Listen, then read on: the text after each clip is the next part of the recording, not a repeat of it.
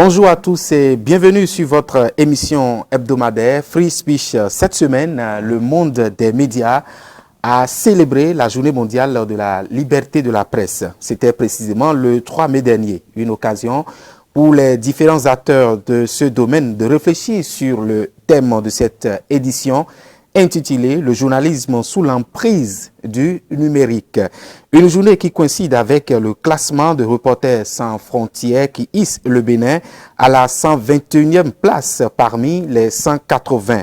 Une régression par rapport à l'année dernière et aux années précédentes où le Bénin était cité quand même comme un bon exemple.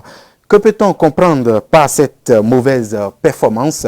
Autour de cette grande préoccupation, nous allons aborder la question des médias au Bénin. Quel engagement pour une presse plus libre? Et pour en discuter, l'émission reçoit pour vous un jeune acteur très actif dans le monde des médias. Joël Thiogbe, bonjour et merci d'avoir accepté notre invitation. Bonjour à vous et c'est un plaisir. Vous êtes journaliste, sociologue des médias et assistant de recherche. Vous avez mené plusieurs études sur la thématique des médias, des études qui sont parues déjà dans certains organes sur la place. Merci d'avoir accepté notre invitation une fois encore. Une fois encore, c'est un plaisir. Disons que c'est un devoir Merci. pour moi de répondre à votre invitation pour essayer donc de participer à la diffusion très modestement du savoir et essayer donc de voir si on peut faire bouger un peu les lignes. Tout à fait. Et en parlant dans mon introduction tout à l'heure, j'ai dit nous avons célébré cette semaine, précisément le 3 mai, la journée de la liberté de la presse. Selon vous, est-ce que cette journée-là a vraiment sa raison d'être quand on parle de la journée de la liberté de la presse? Alors, une fois encore, je voudrais vous remercier pour votre invitation et vous remercier pour l'honneur que vous me faites en me conviant à ce plateau pour essayer donc d'échanger avec non seulement vous, un confrère, mais aussi essayer donc de briser la glace. Briser la glace des tabous autour des thématiques liées aux médias et peut-être dans la posture du chercheur funambule, oser peut-être rentrer dans une sorte d'autoflagellation. Parce que si on ne remet pas le curseur, si on ne remet pas les projecteurs, tels les microdagistes sur scène, sur les réels problèmes qui entravent la liberté, l'indépendance et la viabilité des médias, non seulement au Bénin, mais dans la sous-région et en Afrique. Je pense que les médias, à la fin, ne pourront pas contribuer qualitativement à l'essor démocratique, ne pourront pas remplir la mission de chien de garde, comme on le dit souvent. Encore que c'est le quatrième pouvoir, on a l'habitude de le dire. Je profite de votre relance pour rapidement peut-être opiner sur cette notion de quatrième pouvoir. Lorsqu'on parle de la presse en tant que quatrième pouvoir, c'est un concept qui est flou, c'est un concept qui est, disons, à un point d'intersection des débats sur le plan scientifique. Alors, est-ce que la presse en tant qu'institution, est-ce que la presse en tant qu'entité, en tant que telle, peut se revendiquer, appartenir à une catégorie de pouvoir?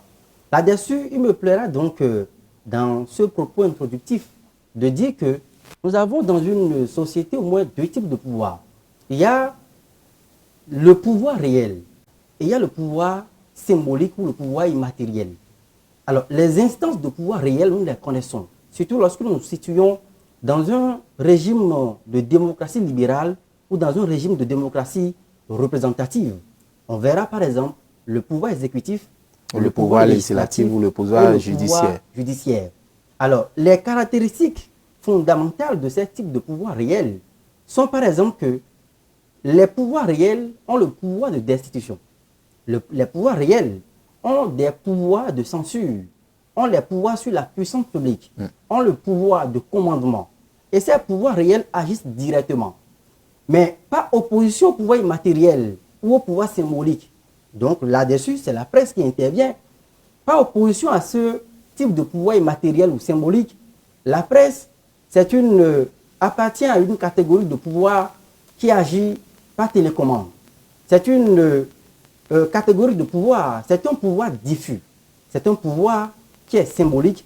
C'est un pouvoir qui agit en démultipliant d'autres forces sociales, d'autres forces politiques qui se sont, elles, constituées antérieurement avant son existence. Oui, en un pouvoir matériel. Mais est-ce que vous ne voyez pas que le pouvoir des médias dont on parle agit, influence ou force la main à ces trois grands pouvoirs-là dont vous venez de citer? Nous sommes justement en phase, cher ami Louis. Parce que justement, la presse n'est pas un pouvoir réel, son pouvoir est diffus.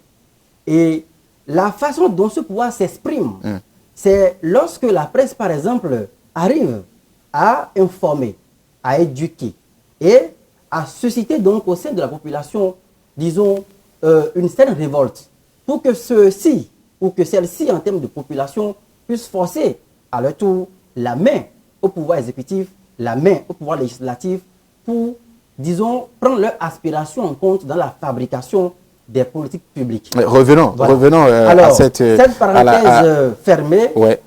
Revenons à votre question. Le 3 mai, est-ce que nous avons peut-être raison de continuer par célébrer le 3 mai, non seulement au Bénin, mais dans la région ouest africaine? La question est une équation. C'est une équation en ce sens que le 3 mai est pensé dans son acception première comme étant une journée réservée exclusivement à la célébration de la liberté de la presse. Alors, qu'entend-on par liberté? Est-ce que nous nous situons dans une approche philosophique pure et dure de la question de la liberté, ou est-ce que nous nous situons dans une liberté absolue, ou est-ce que nous nous situons dans une liberté relative? Pour moi, non seulement en tant qu'acteur de l'institution médiatique, des industries médiatiques, mais également en tant qu'acteur social porté vers la promotion et la défense des libertés, je vous dirais que je ne serai pas pour, disons, la restriction d'un seul centimètre, d'un espace de liberté. Et pour moi, les médias dans leur fonctionnement, dans le cadre de leur collaboration avec les autres types de pouvoirs exécutifs, législatifs ou judiciaires, ces médias doivent jouir d'une grande liberté et d'une grande indépendance. Donc, sur la lecture primaire, je pourrais dire que sortir de la célébration du 3 mai serait peut-être suicidaire, serait peut-être l'erreur monumentale qui propulsera vers des lendemains incertains, la vie de la société. Tout à fait. Ça, c'est votre avis, mais le paradoxe est là. On parle de 3 mai, mais au Bénin, on ne voit pas des acteurs du monde des médias vraiment s'impliquer, s'afficher, profiter du 3 mai pour revendiquer. On a noté une sorte de sobriété, par exemple, pour le 3 mai passé.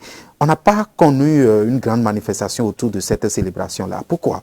Alors, j'ai pris l'habitude de dire que, dans mes réflexions, qu'un prisonnier, un peu pour parler, pour utiliser donc cette figure imagée, qu'un prisonnier qui est dans les liens de la détention n'a pas le temps pour penser à une célébration d'une liberté. Est-ce que vous voulez dire tout de go que le journaliste béninois n'est pas aussi libre pour mener ces réflexions-là les 3 mai, c'est ça?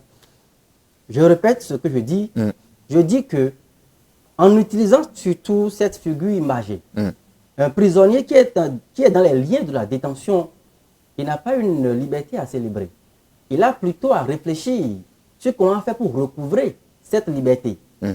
Donc, ramenant donc cette figure imagée à la question que vous posez, les médias au Bénin, puisque c'est le fond de votre question, les médias au Bénin, pour moi, n'ont pas à célébrer une liberté. Ils ont à réfléchir sur comment aller à une reconquête, non seulement de leur légitimité, du professionnalisme, mais surtout de leur indépendance et de leur liberté.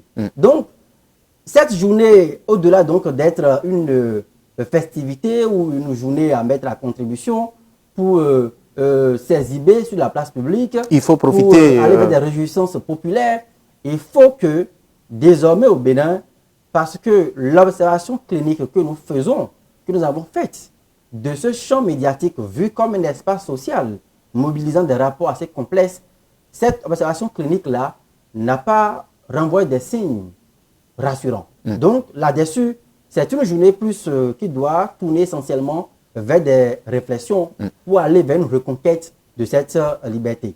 Et ça n'a pas été quand même le cas au Bénin, parce que c'est vrai, au-delà de vous ne parlez pas trop de la célébration, mais vous parlez plutôt d'une opportunité pour réfléchir sur certains fondamentaux en réalité dans la presse béninoise, mais on n'a pas constaté cela. Est-ce que cela émane de qui? Qui devrait être normalement les acteurs clés à vouloir déclencher cette réflexion dont vous parlez, dont vous proposez peut-être? Alors, dans l'écosystème médiatique, il y a plusieurs acteurs qui sont en mouvement.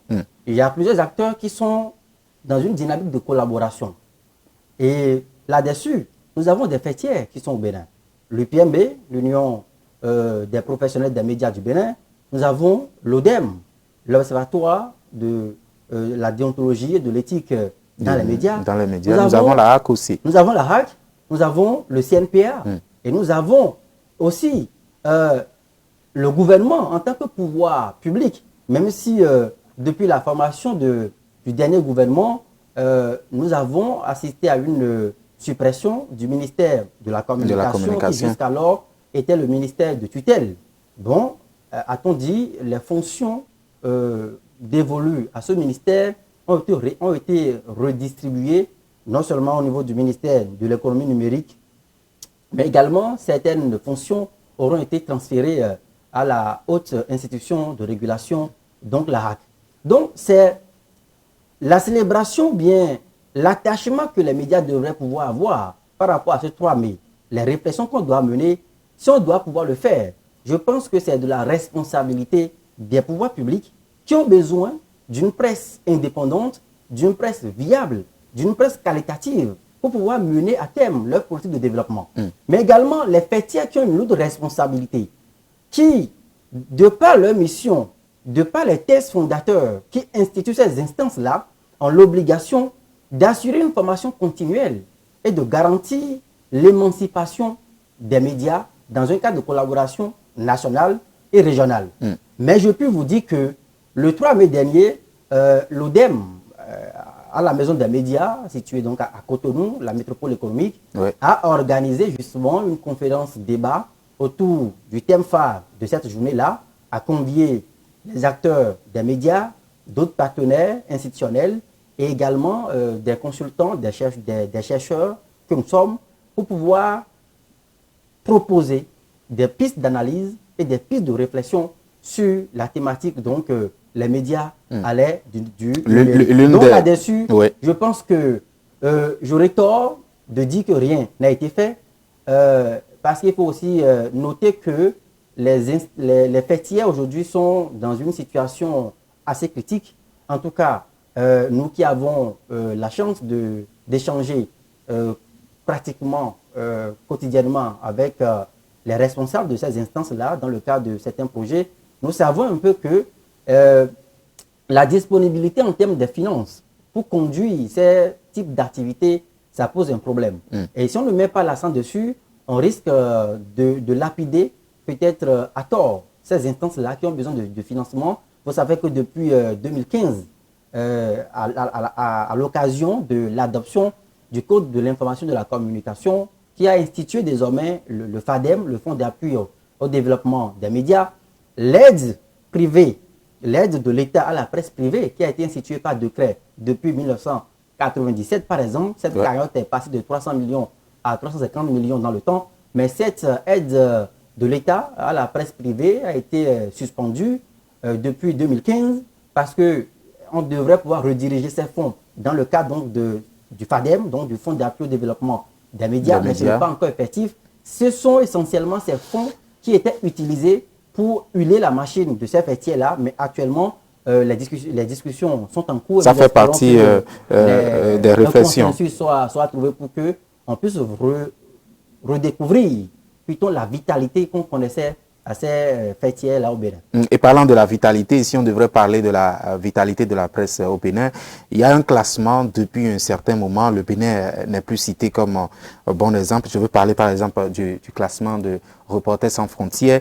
Ce classement de cette année place le Bénin à la 121e place. Selon vous, êtes-vous surpris, puisque vous faites partie de l'environnement des médias au Bénin, êtes-vous surpris par ce classement ou bien selon vous, ça a vraiment sa raison d'être, parlant de ce classement-là? Alors, vous m'offrez là l'occasion de peut-être creuser l'abcès. Tout à fait. Dans ma peau de chercheur ou de pratiquant, parce que j'ai du métier dans les mains aussi, je ne suis pas surpris. Je ne saurais être surpris non plus. Disons que la régression dans les classements de Reporters sans frontières que nous observons depuis que nous avons observé cette année n'est pas un fait nouveau effectivement. Depuis ces dernières années, depuis les années 2013 déjà, si vous faites bien la lecture des différents classements, le Bénin est en régression. Le Bénin est en régression et c'est le lieu pour moi de rappeler rapidement que Reporters sans frontières a des critères d'évaluation des médias, notamment la question de l'indépendance des médias, la question de l'existence plurielle en termes d'infrastructures médiatiques. Ça voudra dire que est-ce que l'État a le monopole sur l'information? Est-ce que l'État a le monopole sur les infrastructures médiatiques? Et également, il y a la pluralité donc, des opinions qui sont diffusées dans les médias, les exactions commises, par exemple, à l'égard des journalistes, les emprisonnements, par exemple, à l'égard des hommes des médias. Et est-ce qu'il y a une politique de soutien des pouvoirs publics au plein développement et à la pleine émancipation des médias? Il y a des critères bien précis. Tout à fait. Et donc, sur ces indicateurs précis, il est à remarquer que le rapport de RSF a certainement constaté quand même qu'il y a une érosion, assez énorme. Mais est-ce que dans les faits, est-ce que c'est une réalité aujourd'hui au Bénin? Parlant de ces critères-là, est-ce que vraiment le Bénin ne respecte pas ces critères-là? L'indépendance du métier, les infrastructures et autres, là, dont vous avez énuméré tout à l'heure comme critères. Si nous laissons, par exemple, le classement de Reporters sans frontières et on en vient, nous sommes au Bénin, est-ce que vraiment le Bénin ne respecte pas ces critères-là pour se retrouver à cette place-là? La question, vous auriez pu l'adresser aux promoteurs des médias. Ben vous, en tant que chercheur, en tant que journaliste. La question, vous pourriez aussi l'adresser au pouvoir public. Cette question, vous pourriez aussi l'adresser peut-être à l'instance de régulation. Mais vous êtes là. Quel est votre regard par rapport à ça? Cette question, vous pourriez aussi l'adresser aux faits tiers. Mais cette question aussi, vous pourriez l'adresser avant et après tout aux acteurs producteurs de l'information, que sont les journalistes, qui ont l'art peut-être de se dérober de leurs responsabilités. Et la question, vous pourrez aussi l'adresser aux chercheurs que nous sommes. Nous observons, nous écrivons et nous opinons sur ce qu'il y a essentiellement à faire. Ce qui me paraît essentiel à faire remarquer ici, c'est que lorsque vous observez un peu le fonctionnement des médias dans la sous-région, il y a au moins 4 facteurs qui peuvent expliquer, disons, cette régression dans les notations de Reporters sans frontières. Vous pouvez avoir la manipulation, par exemple, disons, des instances de régulation par les pouvoirs publics qui sont en place. Parce que je rappelle que les instances de régulation comme la HAC ont souvent 2 types de missions. Disons, assurer le respect du code de la déontologie, mais également réguler et surtout, avant tout, protéger la liberté des médias. Au Bénin, en 1990, lorsque nous sortions de la conférence nationale, les rapports, les actes de la conférence existent, vous pouvez les consulter. Le rôle fondateur des médias a été salué par les délégués à l'unanimité. Et d'ailleurs, les constituants, donc les délégués à cette conférence, avaient déjà fait un terme de recommandation aux médias, à savoir, il faudrait que, pour la bonne santé démocratique au Bénin, que les médias continuent d'assurer la veille. Et pour pouvoir le faire, on a créé la HAC, qui a pris corps en 1994. La première mandature a pris corps en 1994, avec 2 types de missions. Protéger d'abord les médias des prédateurs des libertés. Parce que nous sortions de 17 ans de révolution avec un monopole quasi absolu de l'État, de l'exécutif, sur non seulement les infrastructures médiatiques, mais également sur le contrôle de l'information. Donc, tirant leçon de, disons, des 17 ans de monopole suicidaire, allais-je dire, sur l'information exercée par l'État central, on a créé donc la HAC pour demander à la HAC que, en tant qu'institution indépendante et républicaine, elle a l'obligation de protéger les médias contre les prédateurs des libertés. Et ensuite, il faut réguler donc maintenant le fonctionnement et obliger les acteurs des médias à pouvoir observer au quotidien, disons, la culture de la compétence. Maintenant, est-ce que nous sommes à la 6e mandature actuellement? Ils sont là. Est-ce que, M. Louis, M. Assogba, est-ce que les médias aujourd'hui, ils exercent convenablement ce rôle? Est-ce que la production, est-ce que l'attachement au code de la déontologie, de l'éthique, est-ce que nous observons fondamentalement ce code de déontologie? Et cela voudra dire que pour ce classement, les responsabilités devraient être situées en quelque sorte et que ce n'est pas seulement d'un seul côté où on peut dire, voilà, c'est à cause de tel organe ou bien à cause de telle instance, le gouvernement, les instances fessiers et autres. Mais aujourd'hui, selon votre explication, ce classement, on peut situer vraiment les responsabilités de part et d'autre, n'est-ce pas? Effectivement, il faut situer cette régression dans une économie globale des responsabilités. Et ces responsabilités, je disais qu'on peut les situer au niveau de l'État central. On va les situer au niveau des instances de régulation. On va les situer au niveau des fêtières qui sont censés donc structurer et organiser la presse. On va également situer ces responsabilités dans les comportements de tous les jours des acteurs qui produisent l'information. On va également situer cette responsabilité au niveau d'une crise de la conscience professionnelle qui peut-être s'étend et présente des effets nocifs dans la corporation. Parce que, en définitive, M. Assogba,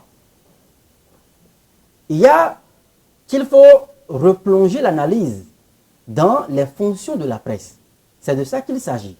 Lorsque nous aurons peut-être fini par comprendre exactement qu'est-ce qu'on attend des médias en société, peut-être qu'on parviendrait un jour à ramener donc les acteurs des médias vers le respect des principes élémentaires. On finira peut-être par ramener les pouvoirs publics vers le respect des principes élémentaires. Et justement, donc, parlant de ces fonctions, il y a un double niveau de reconnaissance des fonctions dévolues à la presse. Lesquelles? Il y a ce qu'on appelle les fonctions génériques. Et il y a ce qu'on appelle les fonctions classiques, si vous voulez.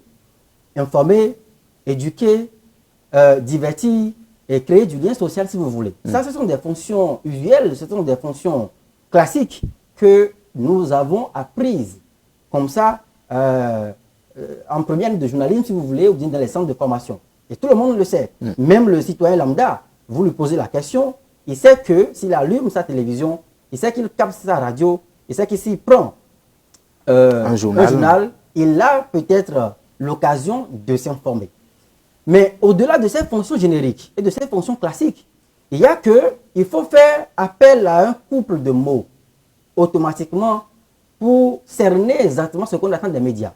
Il y a qu'il faut poser côte à côte les médias et la démocratie, puisque nous sommes en démocratie depuis plus d'une trentaine d'années au Bénin. Et que les médias doivent jouer un rôle primordial. Alors, la première fonction qu'on attend des médias dans une démocratie de type libéral ou de type représentative, la première mission, c'est que les médias ont pour vocation de remplir une fonction de plateforme d'interconnectivité, ce qui repose en même temps sur le principe d'effet miroir. Cela suppose que si nous sommes ici sur Speedline TV et que dans les contenus que vous proposez à vos consommateurs, dans les programmes que vous proposez, disons, au public qui consomme, aux abonnés, il y a que les minorités ethniques, il n'y a que les minorités religieuses, il n'y a que les opinions les plus faibles du pays ne sont pas assez représentées et qu'au fait, une part plus large, une grâce, je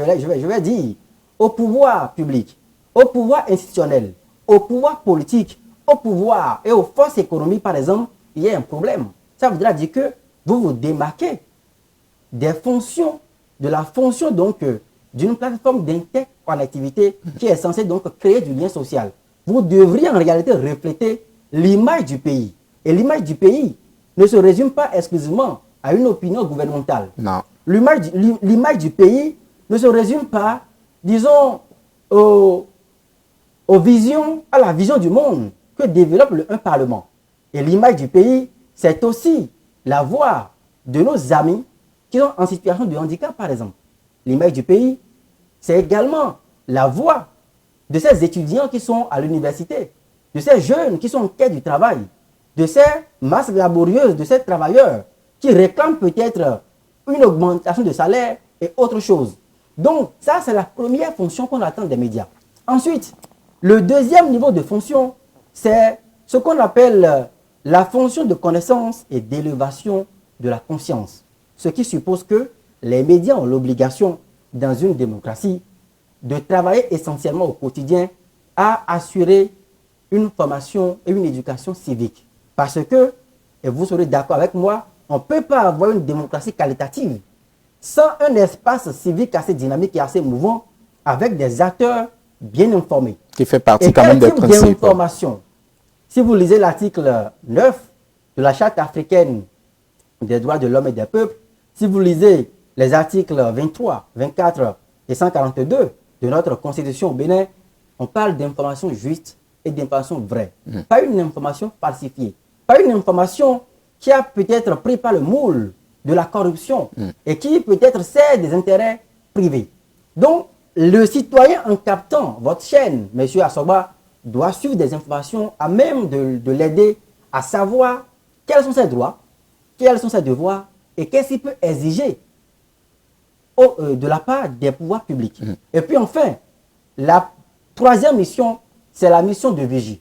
La mission de vigie qui suppose que les médias doivent travailler essentiellement à garantir la transparence et l'imputabilité des pouvoirs publics. Cela suppose que quoi? Si dans un rapport de collaboration, par exemple, dans l'espace institutionnel, le pouvoir exécutif, par exemple, s'inscrit dans une dynamique d'excroissance pour phagocyter, par exemple, le pouvoir parlementaire ou le pouvoir législatif, pour phagocyter, par exemple, le pouvoir judiciaire, les médias ont l'obligation de lancer l'alerte et d'attirer l'attention des acteurs présents sur les dangers qui résident. D'assurer en quelque sorte la veille citoyenne. La veille citoyenne. Mais la question revient encore, M. Assoba, est-ce que au Bénin ou en Afrique de l'Ouest ou en Afrique entière, est-ce que les médias, ces 30 dernières années, jouent fondamentalement ce rôle? Et c'est pourquoi les rapports viennent pour attester du fait qu'il y a un problème à régler. Oui, les pouvoirs publics ont une responsabilité, mais les acteurs des médias eux-mêmes, qui aussi tombent dans le piège fatal. Contribuent en quelque sorte à ces déclassements. Les médias, les acteurs des médias qui eux-mêmes tombent dans le piège fatal de l'autocensure. Parce que le réel problème que nous avons de plus en plus dans les pays africains et au Bénin, et je l'ai constaté dans mes recherches, c'est, disons, la forte inclinaison vers l'autocensure. Ce n'est pas un pouvoir public forcément, ce n'est plus forcément le pouvoir public qui vient édicter la conscience professionnelle à un acteur qui produit l'information sur la chaîne de production. Ce n'est pas forcément l'instant de régulation qui demande à un journaliste, par exemple, de substituer l'information à la communication. Et si vous observez les colonnes des journaux, vous suivez un peu les médias aujourd'hui, il y a une confusion totale, une confusion des rôles, un amalgame donc des gens qui se projettent. Entre le journalisme et la communication, par exemple. Il y a une profusion de communication dans les médias. Alors, vous mettez comme raison principale pour ce déclassement-là beaucoup plus la conscience professionnelle qui en manque aujourd'hui. Alors, pour la nouvelle génération dans les médias aujourd'hui au Bénin, c'est vrai que depuis 30 ans, nous avons amorcé la démocratie, mais on sent que la vieille classe est en train de finir, laissant place à une nouvelle génération qui est beaucoup plus axée sur le numérique. Aujourd'hui, que doit être la mission principale de cette nouvelle génération-là pour redonner le blason dont vous parlez à la presse béninoise pour que les années à venir, l'on puisse se situer peut-être dans les 50 premiers de ce classement-là du Reporters sans frontières? Alors, vous savez qu'en 2002 déjà, le Reporters sans frontières avait déjà classé le Bénin premier donc dans ce classement en Afrique. Et 21e, je crois, au plan africain. Au plan africain, c'était tout à fait. les heures de gloire de la presse béninoise. Vous voyez. Donc, est-ce que... Mais cette époque-là paraît assez lointaine maintenant. Maintenant, effectivement, nous sommes en train de connaître une transition. Nous sommes en train de connaître une dynamique. Nous sommes en train de connaître peut-être un rajeunissement de la presse. Vous et moi, lorsque nous entrions il y a une dizaine d'années dans la presse en tant que jeunes journalistes, nous voyions déjà peut-être des années à nous. Ceux qui ont couvert, par exemple, la conférence nationale, les doyens comme Constant Abidinokou, ils sont plus forcément peut-être actifs aujourd'hui dans la corporation. Je pense aux doyens Hervé Wilfried Dadoun, François Aoudo, et on peut continuer par les citer. Ces personnes-là qui, il faut leur rendre hommage, parce qu'il y en a parmi eux qui se sont concentrés sur l'exercice du métier. Il y en a qui ont fait l'effort de réfléchir, de théoriser aussi dans le cadre de divers projets sur le métier et nous offrent aujourd'hui donc de la matière à exploitation. Je voudrais donc saisir cette occasion pour rendre hommage à tous ces aînés. Mais ils ont rempli leur mission. Nouvelle génération. Ils ont rempli leur mission. Mais la nouvelle génération, la mission première qu'elle doit remplir, c'est de s'attacher au respect du code de la déontologie et de l'éthique dans les médias. Il n'y a pas deux choses. C'est comme un bréviaire. Il n'y a pas deux choses.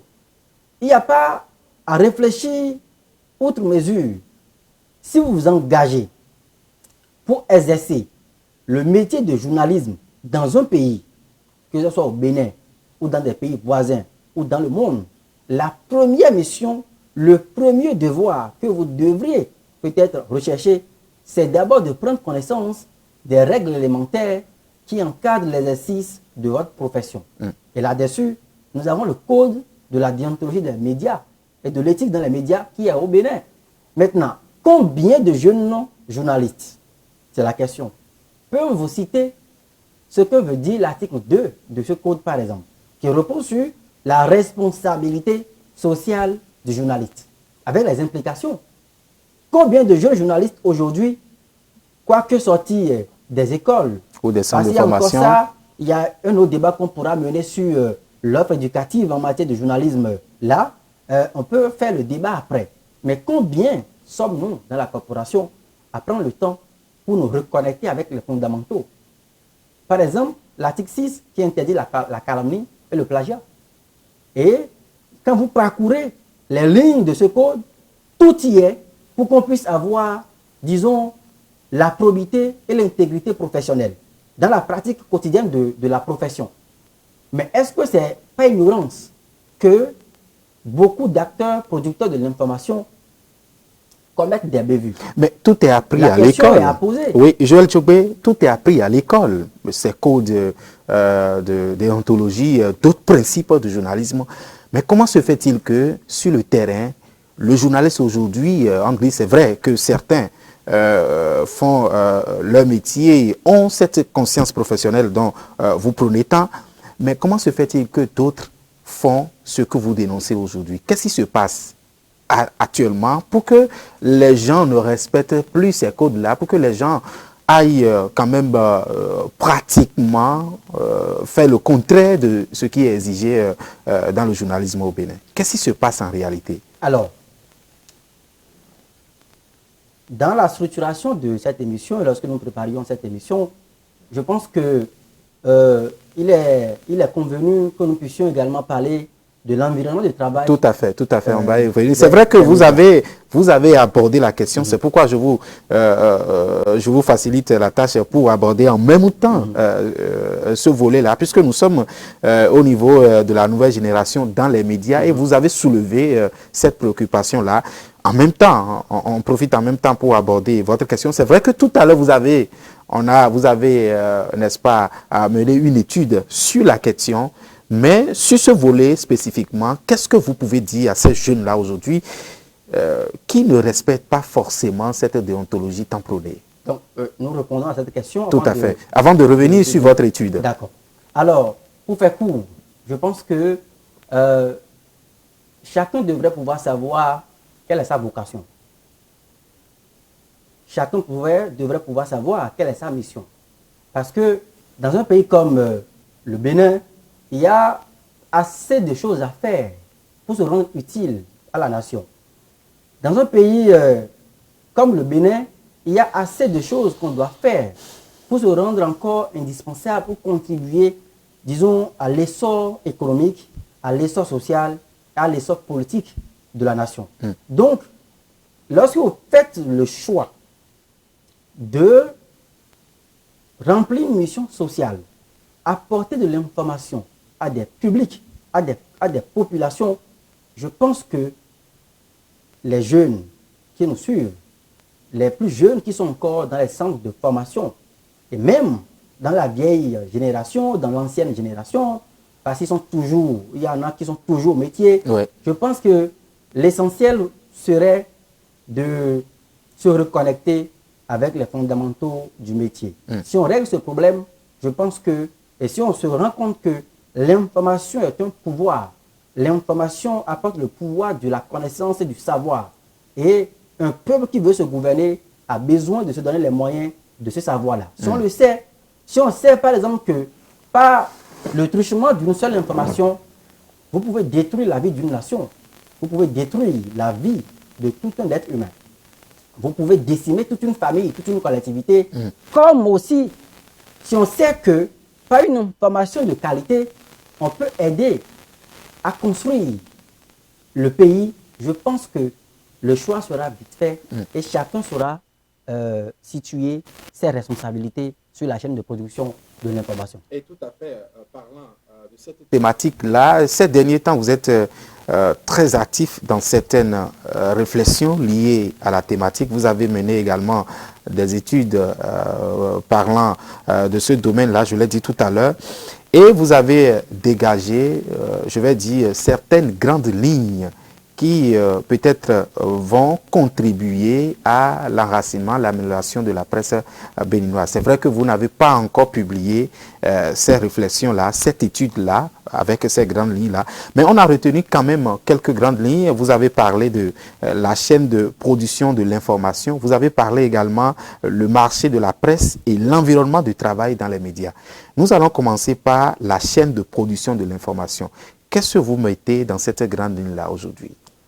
Alors, il faut d'abord faire remarquer que prendre le pari de mener une recherche sur un métier et un métier qui vous a aussi, dont vous êtes aussi un acteur, ça présente assez de risques pour le chercheur, notamment les risques de distanciation par rapport à l'objet de recherche, les risques de biais dans la collecte des informations, mais avec le concours de toute une équipe, nous avons quand même réussi à pouvoir surpasser, disons, ces pièges, ces obstacles, ces préconçus, disons, ces prénotions et le piège fatal du déjà connu.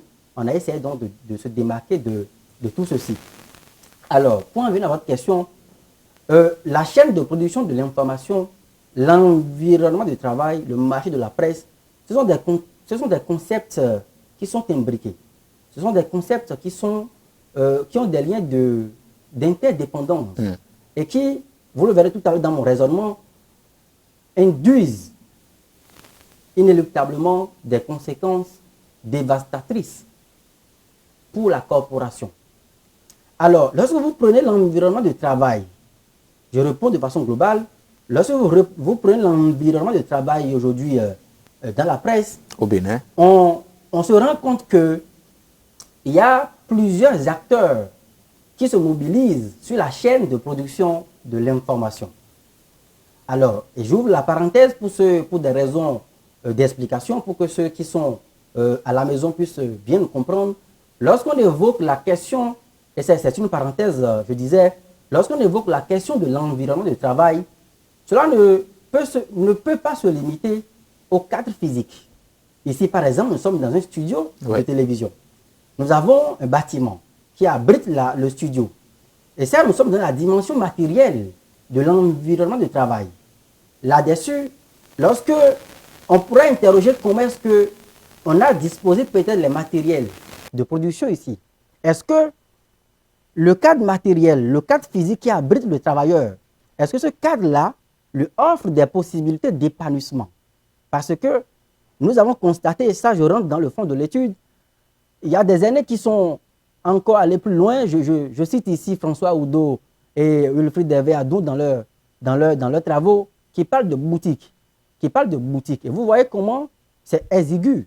Donc, on a des entreprises de presse qui fonctionnent comme dans des boutiques, qui fonctionnent dans des cadres peu aérés, qui fonctionnent dans des cadres moins indiqués pour la production de l'information. De façon globale, les conditions de travail ne sont pas aussi respectées, ne respectent pas les normes exigées. La conclusion, elle est toute faite. Et ça, c'est la première dimension dans l'environnement de travail. La deuxième dimension, lorsqu'on parle d'environnement de travail, il y a qu'il faut voir automatiquement les conditions d'organisation du travail. Et là-dessus, vous verrez par exemple que est-ce que l'employé il a une autonomie sur la chaîne de production de l'information? Est-ce que par exemple il y a une flexibilité dans le temps de travail pouvant lui permettre de concilier sa vie professionnelle et sa vie de famille? Est-ce que par exemple dans ses rapports avec disons ses collaborateurs, ses collègues, son patron, est-ce que c'est une relation stable? Est-ce que c'est une relation tendue? Et enfin, il y a la dimension psychosociale que nous mettons également au cœur de l'environnement de travail. Et là-dessus, c'est pour voir essentiellement si le monsieur il est épanoui dans son travail. Donc, la question d'épanouissement professionnel, qui est en lien avec la motivation professionnelle, qui elle aussi est une source de motivation, est une source qui aide l'employé à s'appliquer sur la chaîne de production et à s'arrimer aux règles de production de l'information. Maintenant que cette parenthèse est refermée, vous constaterez que dans l'environnement de travail au Bénin, la production de l'information n'est plus réservée exclusivement dans les mains des seuls techniciens qui sont formés pour ce job, et donc les journalistes. Donc dans ma réflexion, moi j'ai orienté essentiellement l'analyse sur l'acteur producteur de l'information. Parce que pour moi, il faut se départir des structures et interroger quel est le comportement de l'acteur qui produit l'information. Aujourd'hui, dans les entreprises de presse, puisque je rappelle que nous pouvons avoir des entreprises de presse, nous pouvons avoir des radios commerciales, religieuses, confessionnelles, associatives, rurales, et tout ce que vous voulez, surtout commerciales. Mais lorsque vous prenez donc pratiquement les entreprises de presse au Bénin, puisque c'est une entreprise, M. Assogba, il y a automatiquement la direction des relations publiques qui est annexée. Et cette direction des relations publiques, elle est créée, elle est introduite dans la chaîne de production de l'information pour, disons, coproduire l'information avec l'acteur principal qui est le journaliste. Oh, ça devrait être le contraire. Nous avons deux types d'informations qu'on devrait pouvoir distinguer.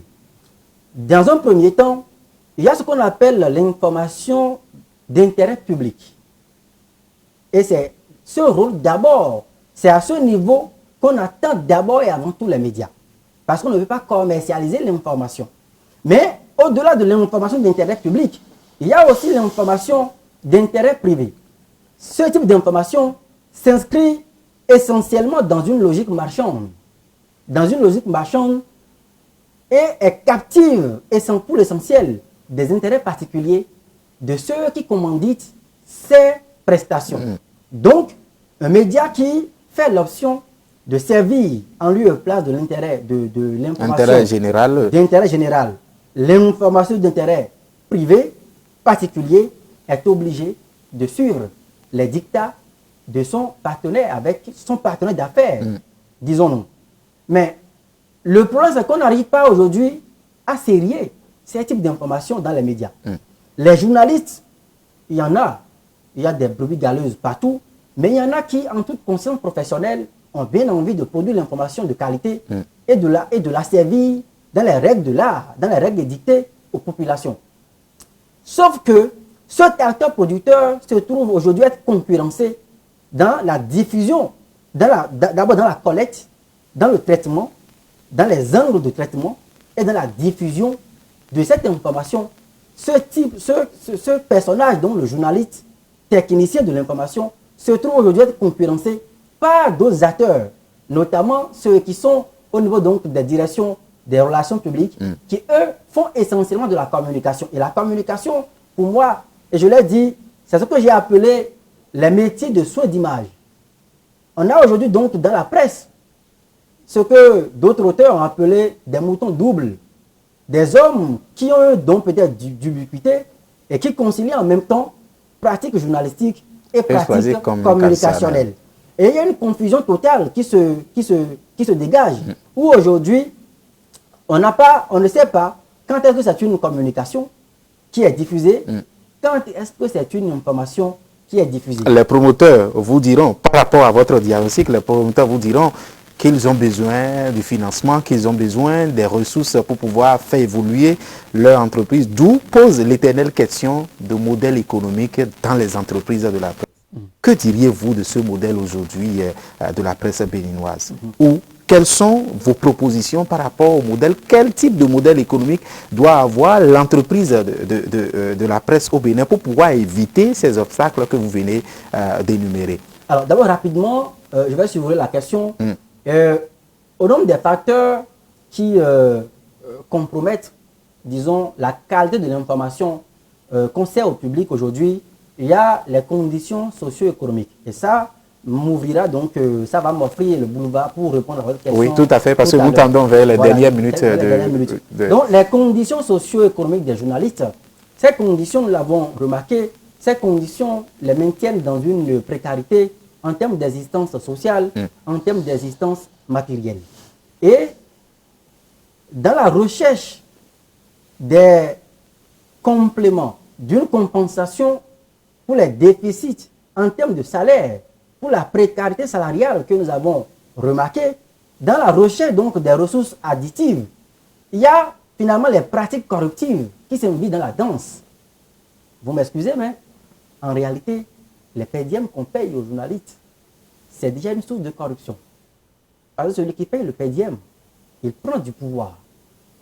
Et il dit, disons parfois même, les angles de traitement aux journalistes. Sur un reportage, un journaliste qui a pris un PDM, parfois il est embrouillé dans sa tête. Et il est contraint à faire ce que l'autre lui demande. Il est parfois embrouillé.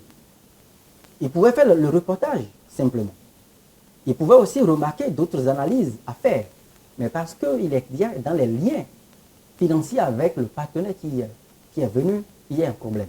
Donc, il y a des problèmes qu'il faut effectivement régler pour que l'acteur producteur ne soit pas peut-être victime.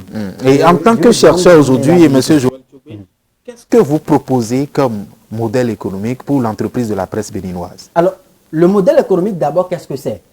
Le modèle économique, c'est l'ensemble des produits et services qu'un média il met en place pour s'assurer une rentabilité et garantir à long terme sa viabilité. C'est de ça qu'il s'agit. Tout à fait. Alors, quels sont essentiellement ces produits et services?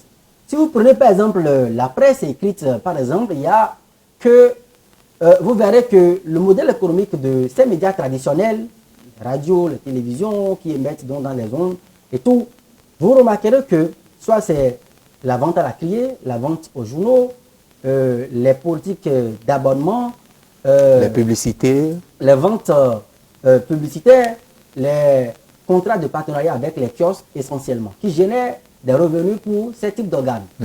Mais si vous prenez par exemple, là nous sommes à l'ère du numérique. Nous sommes à l'ère du numérique actuellement. L'expansion, l'explosion des nouvelles technologies de l'information et de la communication ont induit aussi une crise sur le marché publicitaire aussi. Ce qui fait que les organes traditionnels, la presse écrite, la radio, la télévision, sont obligés aujourd'hui de redéfinir les couloirs par lesquels ils doivent capter des ressources essentiellement. Alors, aujourd'hui, les revenus de ces médias sont en baisse.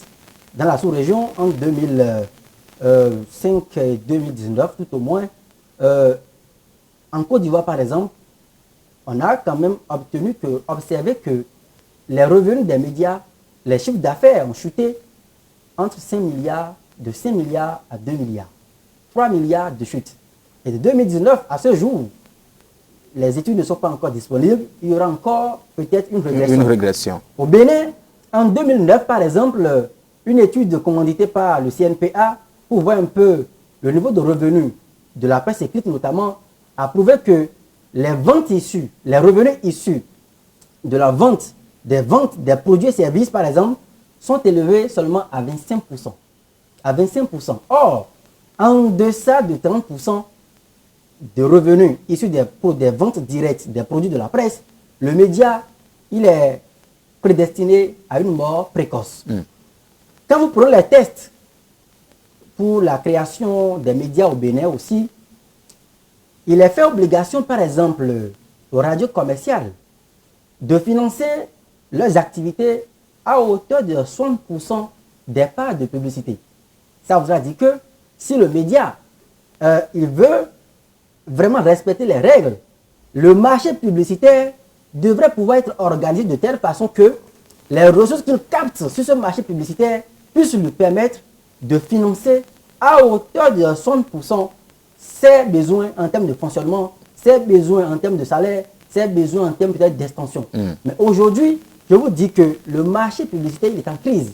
Sur ce marché, parce que nous parlons du modèle économique, sur ce marché, on a trois grands pourvoyeurs. Il y a d'abord l'État, on parle de publicité institutionnelle. Il y a les opérateurs de téléphonie mobile, qui sont essentiellement concentrés dans les zones urbaines, notamment Cotonou. Et il y a peut-être quelques quotes-parts qui sont réservées aux industries agroalimentaires.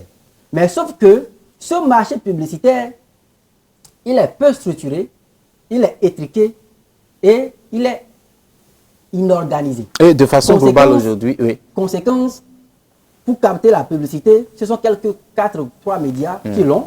Les autres sont obligés, encore une fois, d'utiliser les relations d'amitié pour aller capter dans des circuits noirs des ressources, donc ce qui fait qu'on parle de plus en plus d'une économie souterraine florissante, qui fait que les médias sont obligés, sont devenus des caisses de résonance, des pouvoirs qu'ils sont censés, des pouvoirs économiques et politiques qu'ils sont censés contrôler, parce que l'asservissement de la presse au pouvoir de l'argent devient désormais une réalité avec cette économie souterraine. Merci Joël Tchogbe pour votre éclaircissement. Et quel serait votre mot de la fin par rapport à cette émission, puisque nous tendons vers la fin de ces 52 minutes? Ah, c'est vite passé. Ah, tout à fait. Alors, en guise de conclusion, je vous remercie déjà pour l'invitation. En guise de conclusion, je voudrais dire que l'avènement du numérique, au lieu d'être une menace, c'est une opportunité à saisir par les médias, aussi bien les médias numériques que les médias classiques ou les médias traditionnels. Et là-dessus, on peut demander que, très modestement, les médias puissent développer des politiques, des sites payants. Des pure players, par exemple, Mediapart en France est un modèle là-dessus, où les consommateurs, c'est encore là le problème. Le consommateur qui veut l'information, il a l'obligation de savoir que l'information a un coût. Même si l'État doit subventionner, parce que c'est un bien public, l'information c'est un bien public, l'État devra subventionner donc à travers une politique fiscale assez souple, la promotion peut-être des subventions à accorder aux médias, surtout privés, mais le consommateur doit pouvoir s'inscrire dans un type d'achat pour les médias, notamment à l'aide du numérique.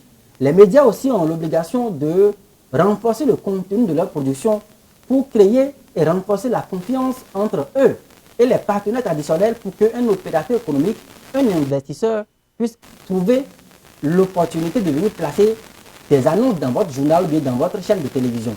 Et aussi, pour finir sur la question, il faut que on puisse continuer par développer une formation continuelle à l'intérieur des rédactions. Dans les rédactions aujourd'hui, c'est un malaise qui est constaté. On n'a plus forcément des journalistes de grande réputation et une expérience assez longue dans le métier pour former, pour socialiser les plus jeunes qui viennent dans le métier. Donc, c'est un champ assez large et les mécanismes pour régler le modèle économique, il existe. Et ces mécanismes-là existent. Les méthodes pour renforcer la formation des journalistes, pour les amener à respecter le code de déontologie, ces modèles-là existent. Je pense que les futurs managers des médias ou les responsables à divers niveaux doivent également renforcer leur capacité, parce qu'il ne suffit pas d'être journaliste pour pour créer un média. Il ne suffit pas de voir que M. Assogba a créé un média pour se lever et créer un média. Pour créer un média, il faut d'abord s'assurer qu'on a fait une étude de marché pour s'assurer des risques évidents, des risques éventuels liés à ce type d'investissement. Pour créer un média, il faut s'assurer que les ressources existent pour alimenter à moyen et à long terme le média. Si on ne fait pas ça, je pense que l'année prochaine, nous reviendrons ici, le diagnostic sera toujours le même. Merci beaucoup, Joël Tchogbe, notre invité du jour. Vous êtes journaliste, sociologue des médias et assistant de recherche. Merci pour cette émission-là, pour ces 52 minutes. On vous retrouve très prochainement pour d'autres thématiques liées toujours à ce domaine des médias, et à bientôt. Chers téléspectateurs, c'est la fin de cette émission. On vous retrouve très prochainement pour un autre numéro de Free Speech. À bientôt.